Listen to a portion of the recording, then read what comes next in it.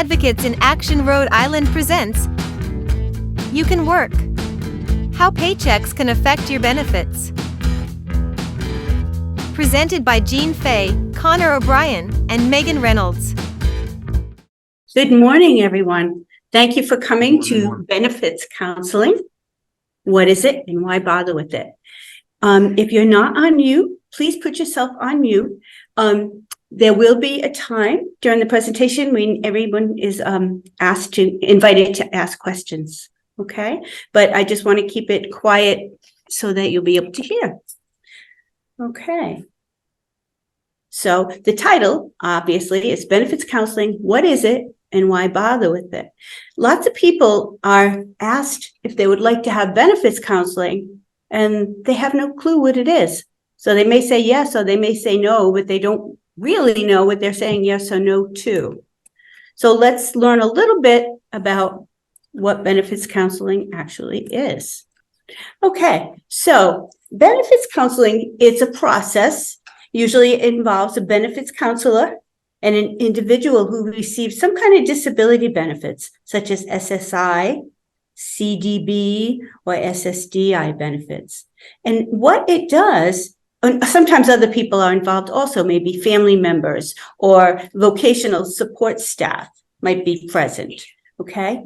And benefits counseling helps you to understand how working can affect your SSI benefits, your SSDI benefits, SNAP benefits, Medicare, Medicaid, or if you live in subsidized housing, it will help you understand how working might affect your rent, okay? And it's very specific.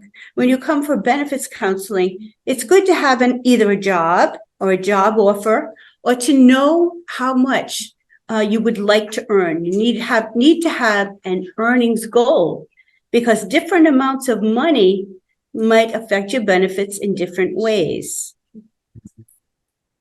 Okay, now I'm going to pause for a minute just to show you a little sample of what benefits counseling might be like.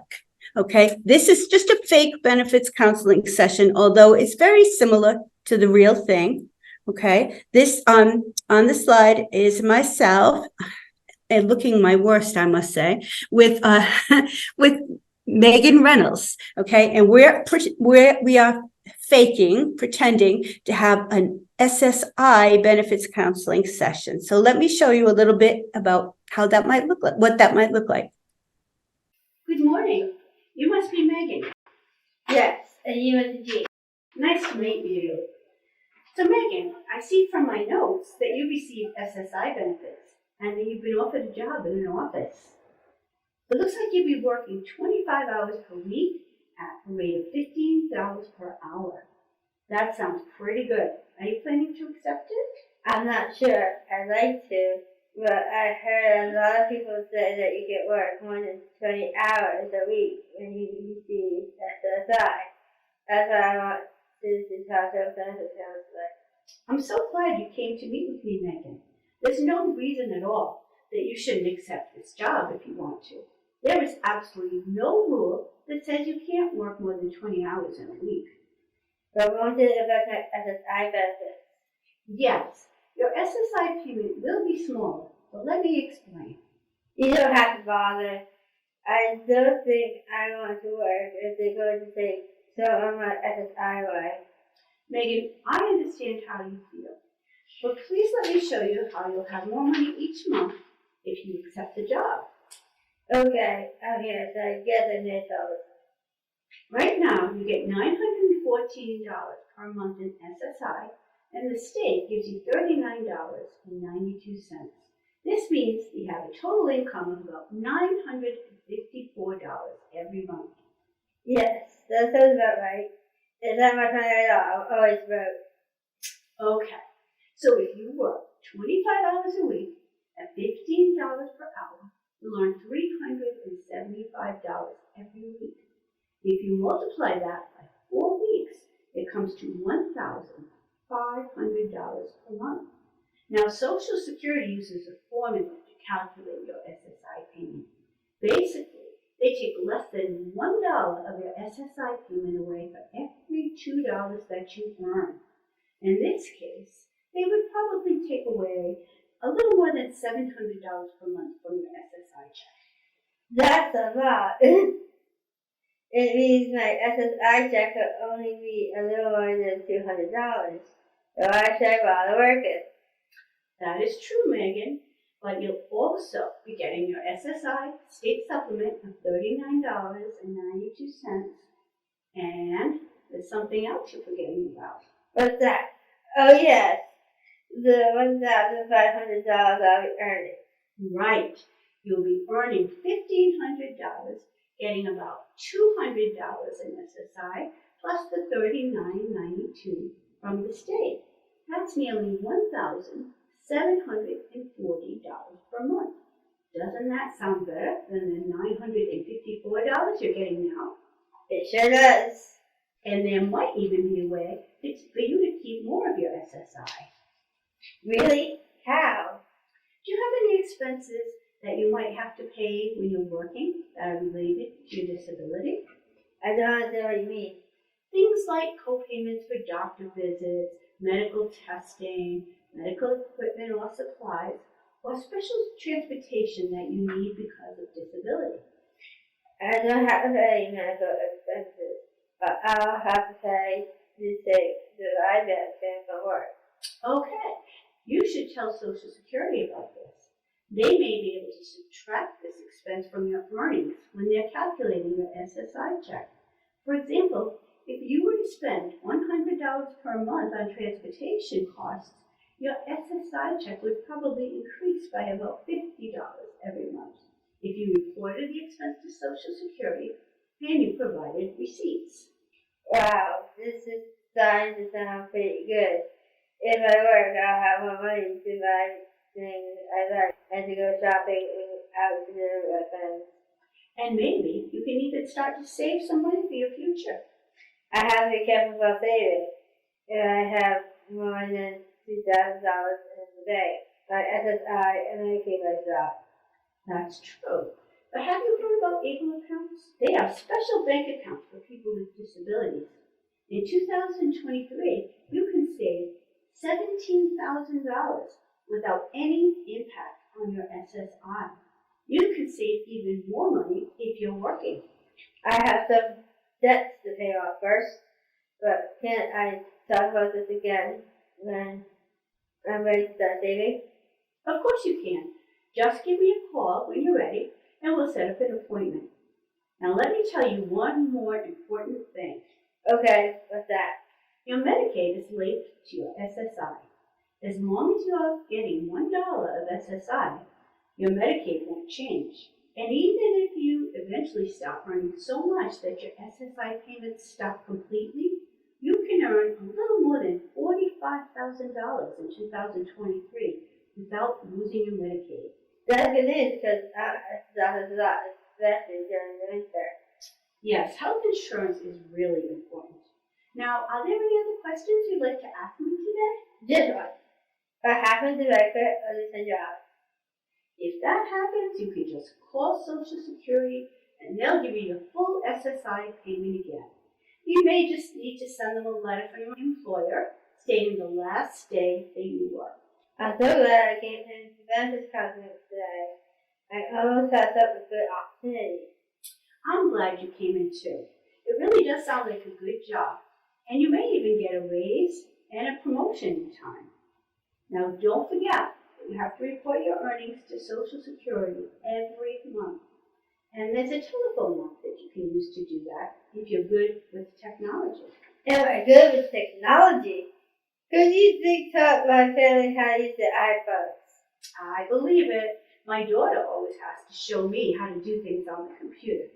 By the way, Megan, you should also report your earnings to your housing office and to the Department of Human Services. Your rent payment may go up and your SNAP payments may get smaller. Oh, I didn't go to extra money. Don't worry, your rent will stay at 30% of your income and SNAP won't count all of the money that you earn. You'll still come out ahead. And when you file your tax return, you may get a fairly large refund check. This is a lot to remember. Can I call you again if I have questions in the future? Anytime. I'll give you my card with my phone number before you leave. You'll be receiving a written report from me within a few weeks. You can share it with your family members and with your support staff. Once you've read it, we can meet again to go over it. It was great meeting you today, Megan. Have you decided what you're going to do about the job offer? I definitely have. I'm going to call them as soon as I get home and tell them I accept. Okay, so I hope you enjoyed that. Megan did a great job. Future actress, maybe we'll see her on TV. Okay, now another thing about benefits counseling that hopefully you saw in Megan's little presentation there, benefits counseling can show you the difference between the amount of money you have before starting to work and the amount of money you'll have when you're actually working. So when you're not working, after you pay your rent and after you buy food, if you're anything like I am, you have a little bit of loose change left, okay? Maybe a few dollars left for the month, okay? And that's not a fun way to live, is it? But when you're working, you may be able to pay all of your bills, your expenses, and still have a few dollars left to be able to do fun things, to buy the things you like, to go places that you want to go, okay, to go out to dinner, to movies, and so on, okay? So that is definitely there are lots of good reasons to work, but for most people, the financial benefits of working are the big draw, okay? There may be other reasons, and you can tell us later about other reasons that you want to work, but that is definitely a big thing, having more money, okay? Another thing about benefits counseling is that it can show you and teach you how to report your earnings to Social Security. Some people don't realize that when you receive SSI or SSDI and you go to work, it's very, very important that you report your earnings to Social Security. Okay, first of all, it's a rule, it's a law. But secondly, if you don't report your earnings, then Social Security doesn't magically know that you're working. And what can happen is you get one of these awful letters from Social Security called an overpayment letter. An overpayment letter will say, we have paid you too much in SSI or SSDI, and you owe us $10,000. Please submit payment within 30 days. And you can imagine how people react when they get a letter like that. It's not a fun letter to get, and people often panic. Okay, don't panic if that ever happens to you, because there are some things that you can do about it, but nobody wants to get those letters. So reporting your earnings regularly every single month is going to help you to avoid, hopefully, it's going to help you to avoid overpayments, okay? And understanding the way that work affects benefits is also key to helping you avoid overpayments, because you'll know when you should be getting a check if you have benefits counseling and when you shouldn't be getting a check. Okay, and I already talked about overpayments. So here's a suitcase full of money, which represents the overpayments people get. It's really nice when it's coming in, right? It's really nice when you get the extra money. It's fun. You have extra money. You're thinking, oh boy, this is great. I'm working, I'm getting my checks. But it's not so great when Social Security wants that whole suitcase full of money back, is it? Definitely isn't. I've seen people really, really get very anxious and upset when that happens. Okay, it's also one other thing about benefits counseling. We can tell you about ways that you can save money without affecting your benefits. If you listen to Megan, she said she could only save $2,000 because she had SSI, and normally that's true. If you have more than $2,000 in the bank, you can lose your SSI check and your Medicaid. And that's really disturbing. Nobody wants to lose those benefits. But there is, and there has been for the past, I don't know, maybe 10 years now, maybe not quite that long. Anyway, there's something called an ABLE account, which is a special bank account that allows you to save lots of money. You can save in 2023 up to $17,000 a year, and even more than that if you're working, if you're lucky enough to have that kind of money to put away. And the good thing is that it will not affect your SSI benefits or your Medicaid or your SNAP benefits. So being able to save money is a new thing for people with disabilities. I used to work in group homes, and I remember when people's bank accounts started to go over close to $2,000, they would go on a shopping trip. And sometimes they would buy things they didn't really want just to spend that money down so they wouldn't lose their Medicaid. I mean, if you want to go buy a new bedroom set, that's one thing. But if you're buying a new bedroom set or some gold jewelry or some new clothes that you don't particularly want just to spend the money down, then that's a real big waste. So an able account is a great thing, okay, for people with disabilities. And it's something that right now you have to have been disabled before the age of 26, but they're trying to increase the age so that people who became disabled later in life can also take advantage of the ABLE account.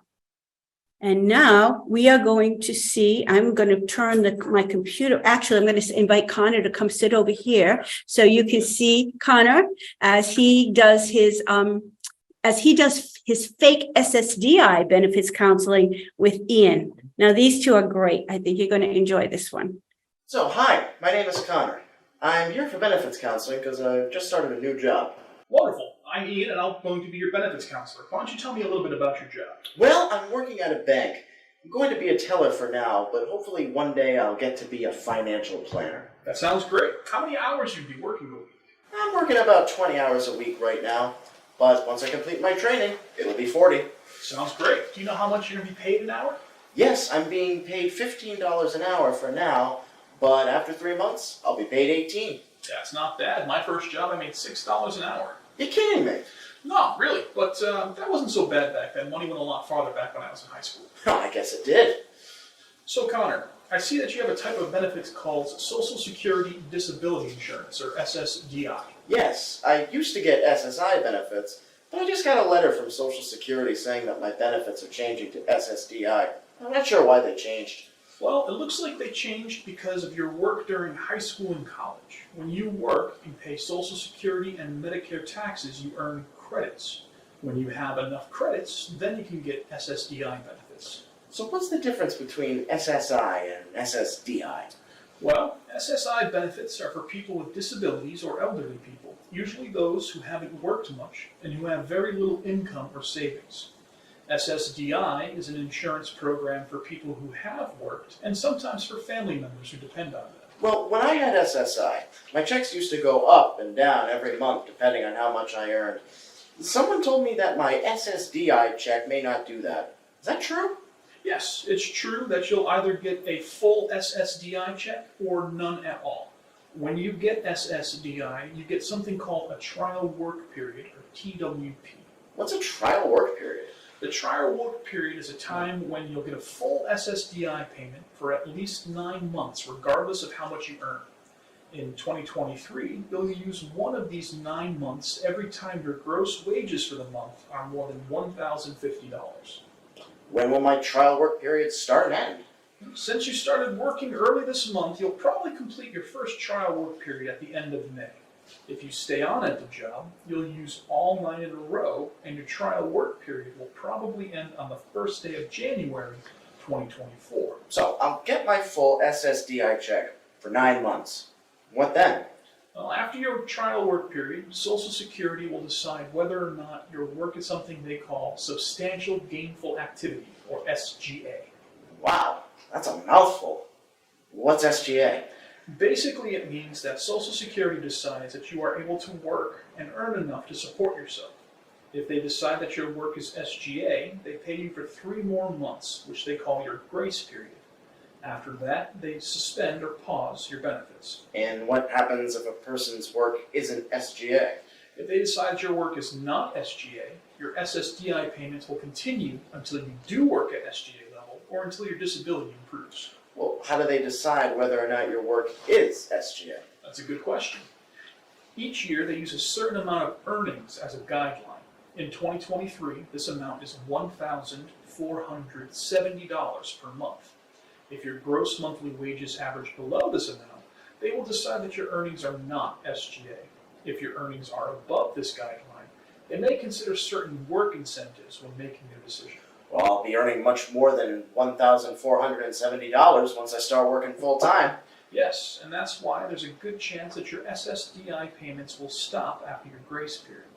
However, Social Security can consider other things when making an SGA decision.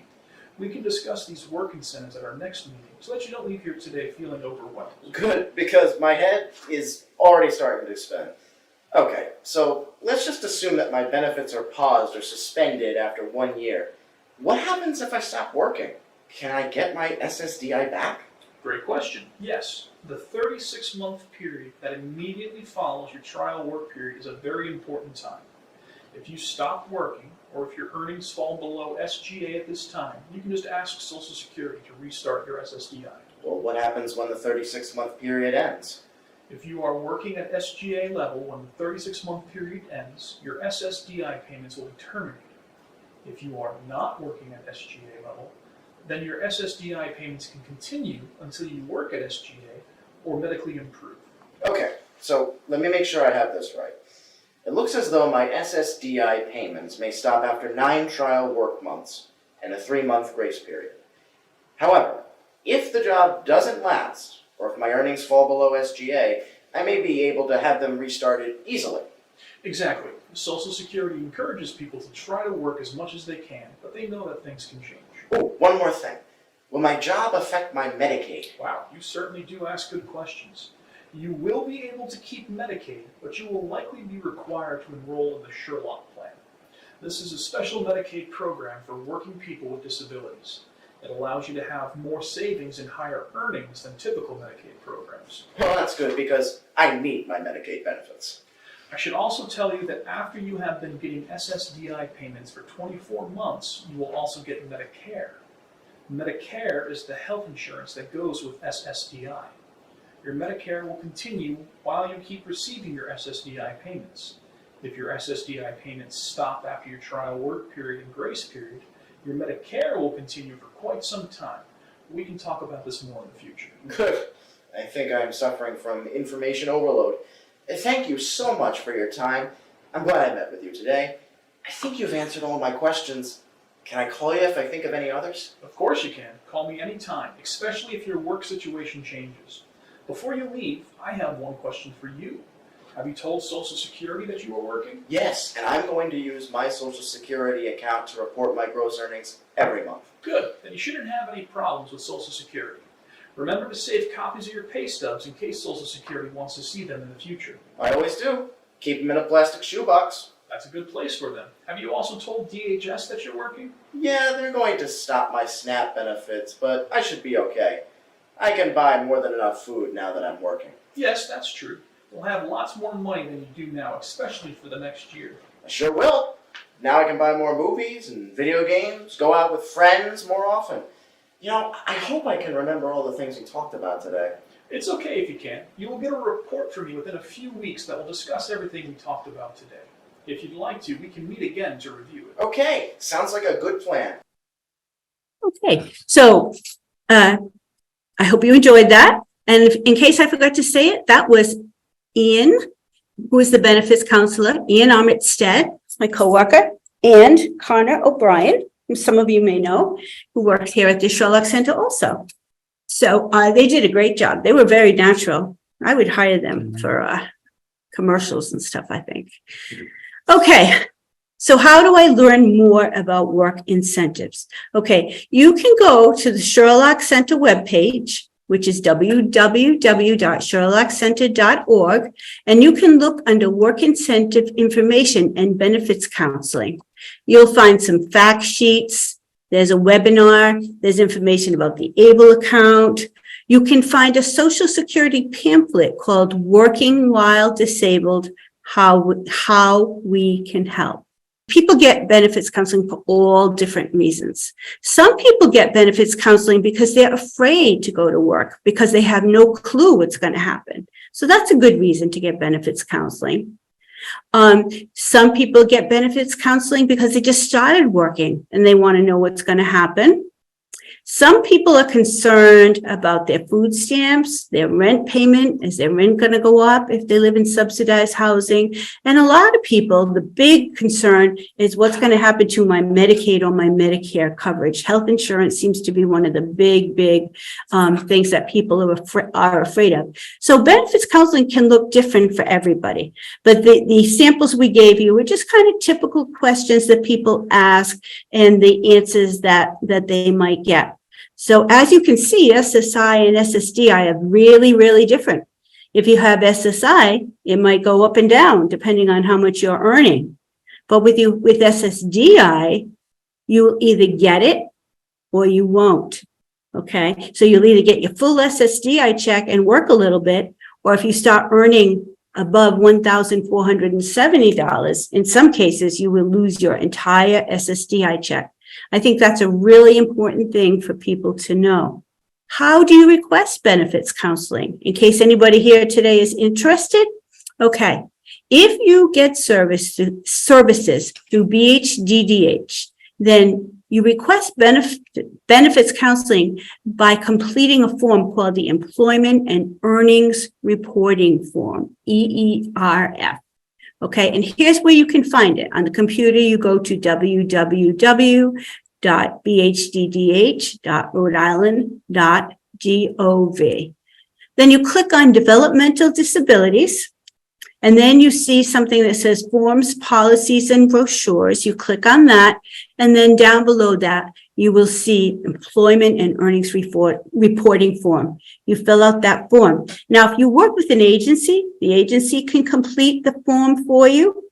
Lots of times they offer benefits counseling when you have your ISP meeting. Or maybe at other times when you just get a job, your vocational specialist might ask you if you want to have benefits counseling. That's one way of getting benefits counseling. Other than that, if you're an ORS client, okay, and you have an ORS counselor, you may be able to ask your ORS counselor if they can if they can set you up with a benefits counselor. That's a second way of getting benefits counseling. And if neither one of these applies to you, you don't get Buddha services, you don't work with ORS, you can call the phone over here, the Ticket to Work helpline, which is 1-866-968-7842. Okay, so that's another way of getting benefits counseling. Okay, so this is the end, and now this is the end of the formal presentation. Now we'd like to give people an opportunity, if anyone would like to ask any questions or tell us about their experiences with working and how it affected their Social Security benefits or problems that they may have had. Anybody interested in doing that? Sharing their work stories? Sure, I will. Okay, great. Hi, Matthew. How are you, Jeanne? Good. Hey, actually, speaking of benefits counseling and stuff, I have recently been put back in with perspectives because I have my own apartment on Section 8, on a Section 8 voucher. My mom had requested at my ISP meeting to do another benefits counseling meeting because the last time we did it was like around 2018, 2019, I believe. Okay. And I believe Tristan Pendleton was assigned to me back then. I don't know if she still works for you guys or not. She does. She does. All right. So you'd be interested in having, I will make sure that somebody gets that information. Hopefully you'll be able to see Tristan again. If not, then you might be assigned to another benefit. Because I work for a whole totally different company and I still volunteer at Charlestown Fire District. Okay. Which if I make enough fire calls and meetings and stuff like that, we get a stipend at the end of the month, which before, when we went to Social Security on this, they said they'd break it up over 12 months period.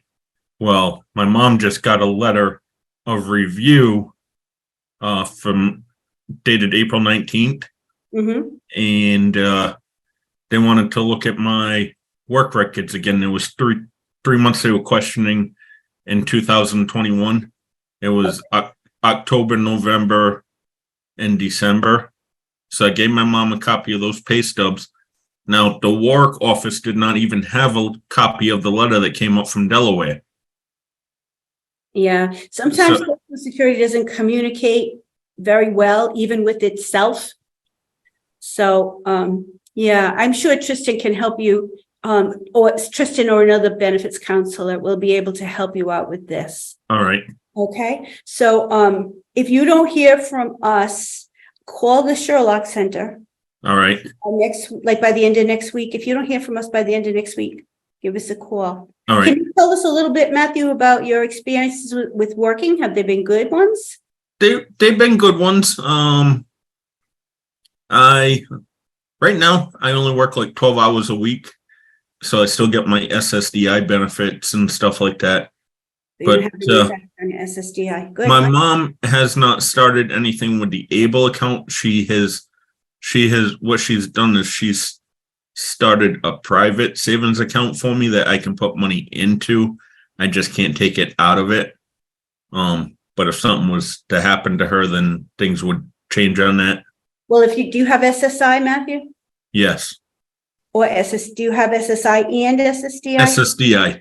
You have SSDI. Okay. SSDI, you can have as much money as you want, but if you have Medicaid, right? Yeah, I have Medicaid. You have to still be careful. Okay. You Yep. probably have a limit. It's probably either 2,000 or 4,000, depending on why you have the Medicaid. Right. Just be careful not to save too much money, because then you could be at risk of losing Medicaid. Right. Okay. Well, thank you for telling us about that. Is there anyone else who'd like to share a work story or a story about problems with Social And Security? actually, speaking of work stories, I just got employee of the month at the job that I work at. Wonderful. Congratulations. That's Yes. wonderful. That must have made you feel good, huh? Yes, it did. And how long have you been at the job? April 10th of 2021. Wow. Wonderful. 2 years So already. it only took you a couple of years to get employee of the month. Yeah. Great. Anybody Yep. else have a good story like that to share? Has anybody had a job that they've enjoyed or haven't enjoyed? Alex has their hand raised. Okay. How would I know that? Oh, Alex. Okay. Sorry, I didn't see it. Oh, do I have to unmute myself? Can you guys hear me? I can hear you. hear you. Oh, thank you. So, I worked for about a year, a little bit before the pandemic. I worked at Stop and Shop in Narragansett. I was a porter. Do you guys know what that is? Kind of the almost these the custodian sort of I cleaned the different departments, and I was a maintenance. I was custodian, I guess you could call it, the porter. We bailed boxes of cardboard and we compressed trash, and it was sort of but anyway, that's beside the point. My experience with Social Security was, and this is why I would encourage anybody to, I mean, I haven't revisited work until recently. I'm thinking about what I might want to do next. I don't know if I want to go back to that or what but I'm thinking about, I want to re-engage with some kind of work as soon as possible. And I was working a little bit, and it was not enough to this is why I would encourage anybody to work and not just collect Social Security on its own, because it really doesn't SSI on its own doesn't exactly cut it to live on. You're kind of in a lot of cases, without some kind of work, you're in essentially poverty level. One of the things, part of life is, you have to work hard. And but this is good news, hearing that benefits can be maintained while working up to build up work enough to, support yourself or oneself. And I was very well liked at work. During my time there, I was punctual and I very sociable, and they liked the quality of my work. So it was a good work experience, which gives me confidence to get back out there, put myself out there again and do it. But the reason I chose this workshop is because I wanted to know about all the machinations of the inner machinations of how the system works, whether it's federal or state, probably both. It is complicated. Yeah. Oh, I'm sorry. No, I'm sorry. I shouldn't have interrupted you. Oh, it's okay. I pretty much that's pretty much it. I had good work experience, and knowing that I can have support working up to having a job where I can live on that alone. So I mean, it's upon hearing this, I would encourage anybody to think about working, because like I said, on its benefits on their own, you can't really in a lot of cases, it's hard to live off of that. I mean, I'm supported by my parents and everything now, but I would strongly encourage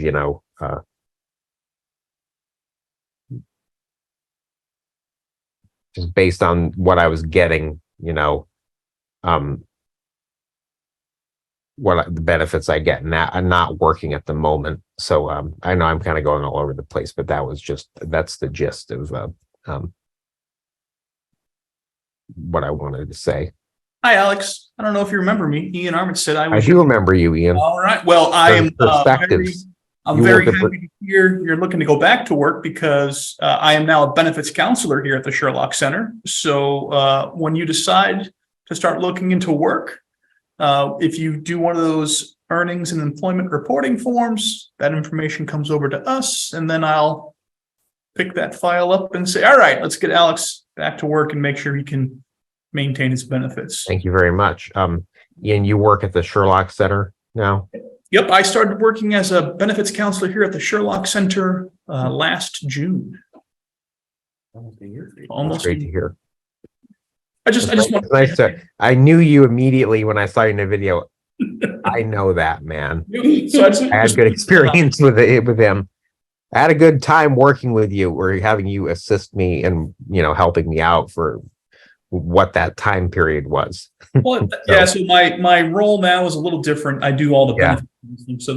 So I remember working with you and just wanted to say hi and let us know, because I'll help you out. Great to see you again. Okay, I'll get back to Jeanne now. Sorry. That's all right. Would anybody else like to tell us about their experiences? Or to ask any questions about working? How about would you like to hear from Connor? Oh, yeah. Connor's going to come and tell. Connor was in the video with Ian, and he's going to tell you about his job here at the Sherlock Center and maybe his experience with benefits counseling. Yeah, sure. See, nobody else says that.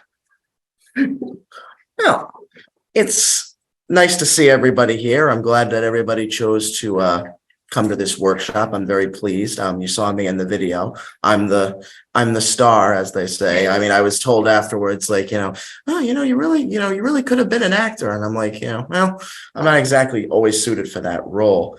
So let me talk about my experiences as a beneficiary of benefits counseling. So starting out way back when the dinosaurs roamed, I had to, I had a job at Dave's, and I originally had to, do all the training and all that comes with it.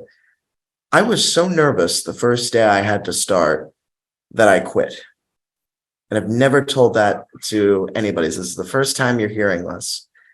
I was freaked out, and mainly because I didn't know what to do. So I just, kept earning my SSI and, got the monthly check and was on my way. But I'm always the type of person that wanted to work. So I thought, where's the best place I can work where I can still be understood and I could still, have my benefits? Because I knew nothing about this. Now I'm an expert. It began when, I saw a job for the Sherlock Center that they were hiring what's known as a Consumer Advisory Committee facilitator. Basically a big fancy word for I handle a group of young adults and adults with disabilities and their parents and professionals in the field, and just get input on what the Sherlock Center does and what they could do better. I mean, we're basically the arm where if you have something to talk about, you can talk about it. So I applied for that job. It was, fairly easy to fill out. Applications these days are a bit more simpler. After that, I received a call that they wanted to interview me, and I was like, "Wow, me? No, can't be me." But it was me, and I went in, and they asked me all a bunch of questions and had me, go through the whole rigmarole of, why do you think you'd be a good fit for this job? Why do you think that, you'd be good here? And, I answered that, quite well. I must have, because I got a second interview. I was like, wow, second interview. What does that mean? And it was basically just to confirm that, that I was the right choice. So another story, I'm at the gym one day. I'm a fairly, active fellow. I like to work out. I'm on one of the elliptical machines, and I get an email saying, from the Sherlock Center, "Congratulations, you've gotten the job." I nearly fell off the elliptical. I was so excited. I nearly fell off the elliptical, and I was like, wait, what? Like, I got it. I can't believe this. And, people are coming over being like, "You all right, man? Like, you kind of like you almost fell off there. Like, you okay?" I'm like, "Yeah, I just got a job." Like, they were like, "Congratulations." I'm like, "Yeah, thanks. If I don't break my neck." Then I wouldn't be able to start at all. But then came the part where I had to be integrated, and I had no idea about how my benefits would be affected. I had no idea about, how it would affect my earnings, because, I receive a fairly good wage here. I get $18 an hour. I usually, set my own schedule. I'm very productive, but I wanted to know how it would affect my benefits. So I called the Ticket to Work helpline. I don't know if that was talked about in this presentation, but it essentially connected me with the place that I was working, and I was going to be working at the Sherlock Center. I'm like, "Oh, that's great.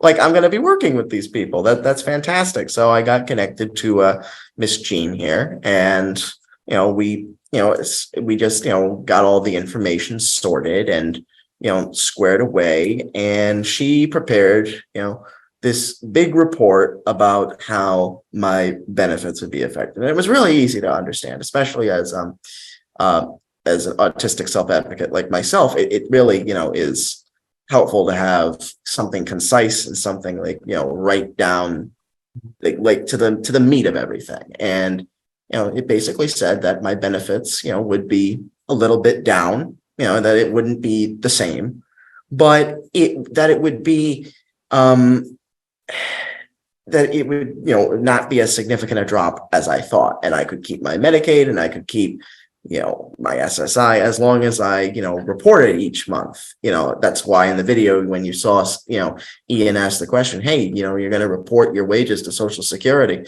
Yeah, that's something that's really important that you really have to do. Otherwise, things might get a little funky. But if you, just report your wages, and there's this really cool app that I actually have on my phone. It's called, SSA Mobile Wages. And you can essentially take a photograph of your pay stub, and it automatically sends it to Social Security. I have never seen something so much easier, and, it's really, good to have. And after everything was squared away and I had the report, I'm just like, okay, like I really want to work here now. And I started work at the Sherlock Center, and I've been here about since it started when the pandemic happened. So I've been here, I think it was around the middle of 2021, late 2020, early 2021. So I've been here about 2 years. It was 2 years this past April, I think. So I've been here a while, but I'm very happy to say that I enjoy my time here. I enjoy my colleagues most of all, because they're very understanding. I think it's a great place to be given a chance, because there's not, as we all know, that the majority of not just autistic persons but disabled persons are either unemployed or underemployed. So it's a very good thing when you find a place that values you as much as it does. And when you have people like benefits counselors like Jeanne, Ian, Vicky, my colleague Josh Hughes, when you have all of those great people, it makes things a lot easier. It makes things a lot easier to integrate. There's less anxiety. There's less, worrying that, they have the information. I like to say that if they don't have information here at the Sherlock Center, they'll find you somebody who does. So that's, we're kind of the information hub. I don't want to take up too much more time, as, I want other people to comment. So just the final 3 points I'll make is, one, it's very important to work, because people need to see the value of, people in the disability community working. I don't think there's any more, because we all know we're good workers. I think it's time for the world to see that. Number two, make sure you get benefits counseling from the Sherlock Center if you get it from any place, because they'll help you like they helped me. I have no doubt about that. And number three, always report your wages. I cannot say that strenuously enough. Always report it, because if you don't, you'll be getting lots of paper in the mail. And trust me, while I like shredding things, I don't like shredding things that much. So I want to say thank you to all of you for attending. We really appreciate it on behalf of the Sherlock Center. And I'm going to open it up for any more questions or comments. Thank you all.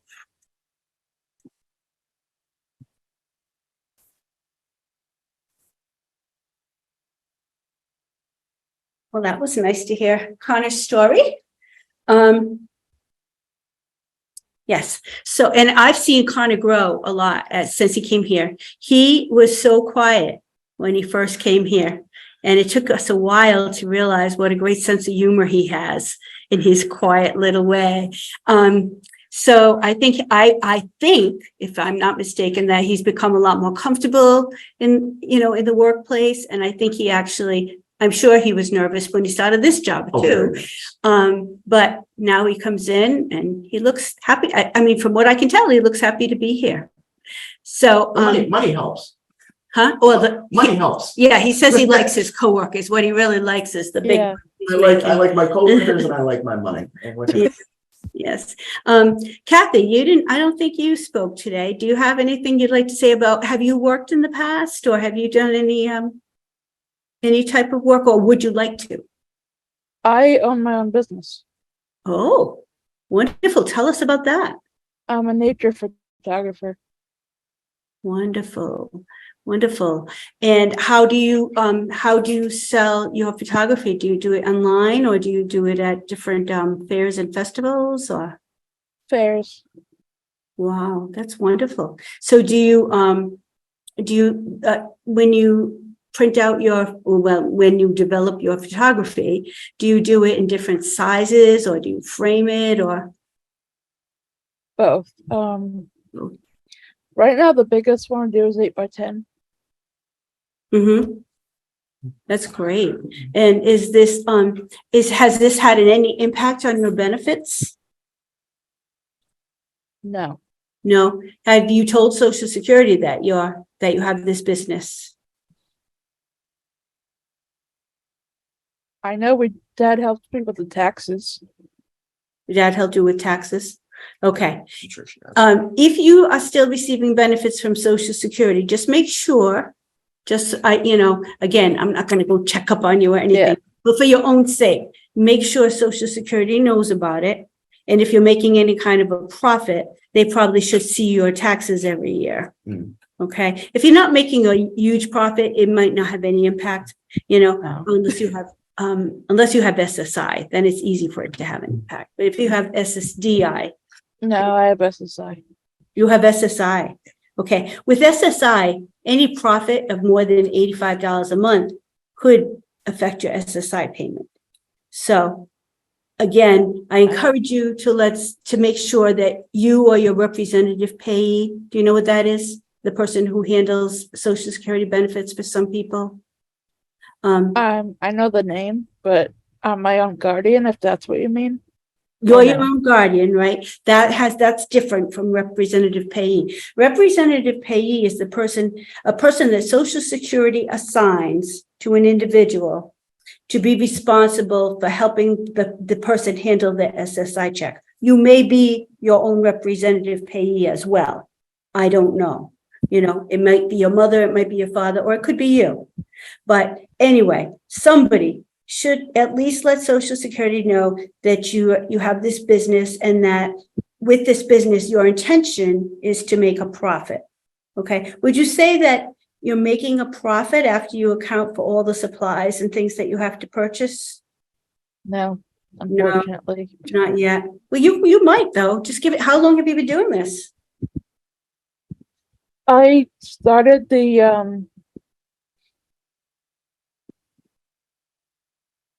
with Sue Babin. Oh, okay. You took her employment classes. Those Yeah. are great classes, by the way, for anybody interested in self-employment. Sue Babin offers some classes to learn how to become self-employed. So you haven't been at it that long then, right? No. Yeah.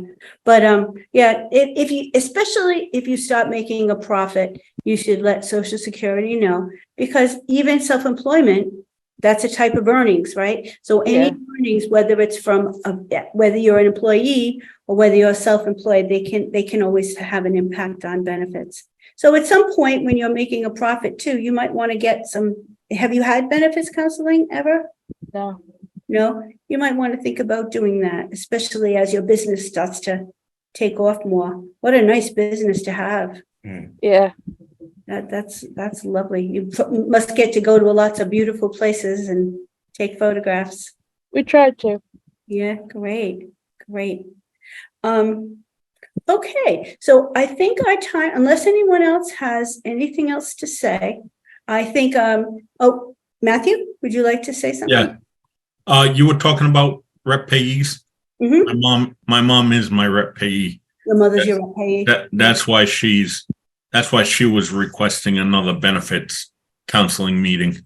Yeah, lots of times a parent will be a rep payee. Sometimes it's another person, an aunt, an uncle, a sister, a brother. And sometimes if a person is good with money, they might be their own rep payee, and it can change over time. If your parents have been your rep payee, but your parents are getting old and they don't want to do it anymore, or you think that now you have the skills to be your own rep payee, you can ask Social Security at any point in time, if you can now become your own representative payee. Your rep payee would have to agree that you're good with handling money, and that you'd be able to, you would pay your bills first before you went out and spent your check, and so on. You'd make sure your rent was paid, and then you can become your own representative payee.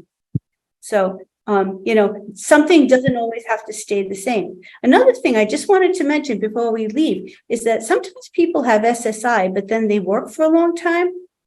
And what happens is that SSI can change. I was recently saying to Connor that he should, because he's worked here for a few years now, he should very soon, he should talk to Social Security to see how many more credits he needs before his benefits change to SSDI. Because if his earnings are under a certain amount, he wouldn't have to be experiencing that SSI check being reduced. If he got SSDI of say $900, he might be able to work and keep it all. Unfortunately, though, if he decides to work more in the future, he might work and lose it all, but that's okay. Because I think Connor's going to be somebody someday. I think Connor's gonna make some good money someday. Everybody says that. I think so. Everybody I says think that. so. You're very, for a young You guy. you all can do just, if I can do it, anybody can do it. So, Yeah, everyone can. Everyone who's willing to work hard and who, I think the key is doing a job that you love. If you do a Yeah. job that you really enjoy doing and you put your heart and soul into it, I think that's when people really can become successful. Nobody's ever gonna really be totally successful if they go to a job every day and they do just enough to get by. You know, they do just enough so they don't get fired. No, that's not the way to get ahead. If you go to your job and you love it and you put everything you have into it, I think that's when people say, wow, this person is really, he loves his work, or she loves her work. And that's when people start to notice you. And I can tell that I think Connor likes what he does. That's why I think he'll be successful. I like what I do. It's all right. Yeah, it's fine. He'd rather be out No, playing golf. He'd No. rather be in the field over there. Golf? Joseph has his hand raised. Okay. We only have 30 seconds left. Okay. I just wanted to ask, if I call Social Security and I'm working, right, and I work above the hours, will that affect my benefits?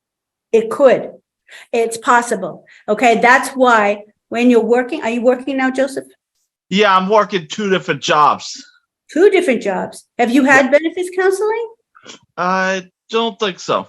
I think it would be a good idea for you to have it just to see.